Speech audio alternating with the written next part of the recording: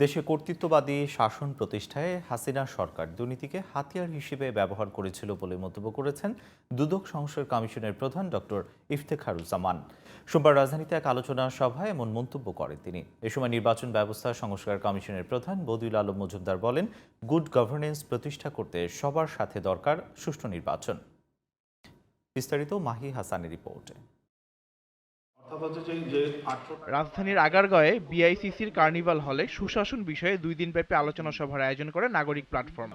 সোমবার সমাপনী দিনের আলোচনায় উঠে আসে নির্বাচন ব্যবস্থা সংস্কার ও দুর্নীতি প্রতিরোধ সহ নানা বিষয়। যে বৈষম্য বিরোধী চেতনায় আমরা উদ্বুদ্ধ হয়ে সরকারকে ফেলে দিলাম, আগের সরকারকে, সেই বৈষম্য বিরোধী চেতনার মূল মর্মবস্তুকে আমাদের ধারণ করতে হবে। দুদক সংস্কার কমিশনের প্রধান বলেন, জনসচেতনতা না বাড়ালে কখনোই দুর্নীতি কমানো সম্ভব হবে না। বাংলাদেশের কর্তৃত্ববাদের বিশ্লেষণ বহু যুগ যুগ ধরে হবে, কিন্তু এই একটা জিনিস আমি একেবারে উইদাউট এনি ডাউট বলতে পারি, এটার বিকাশের অন্যতম মূল কারণ ছিল দুর্নীতি। কর্তৃত্ববাদের পতন ঘটিয়েছে আমাদের তরুণ প্রজন্ম।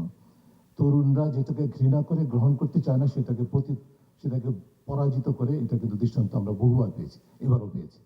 কাজে তরুণদেরকে দুর্নীতির বিরুদ্ধে সোচ্চার হতে হবে। দেশে সুশাসন প্রতিষ্ঠা করতে সবার আগে সুষ্ঠু নির্বাচন নিশ্চিত করতে হবে বলে মত দেন নির্বাচন ব্যবস্থা সংস্কার কমিশনের প্রধান।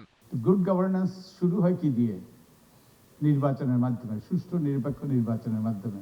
দৃশ্যমান ব্যয়, নির্বাচনী ব্যয় আমরা কিছুটা নিয়ন্ত্রণ আনতে পারবো, কিন্তু অদৃশ্য কোটি কোটি টাকা, যে শত কোটি টাকা যে লেনদেন হয়, এটা কিভাবে আমরা করব?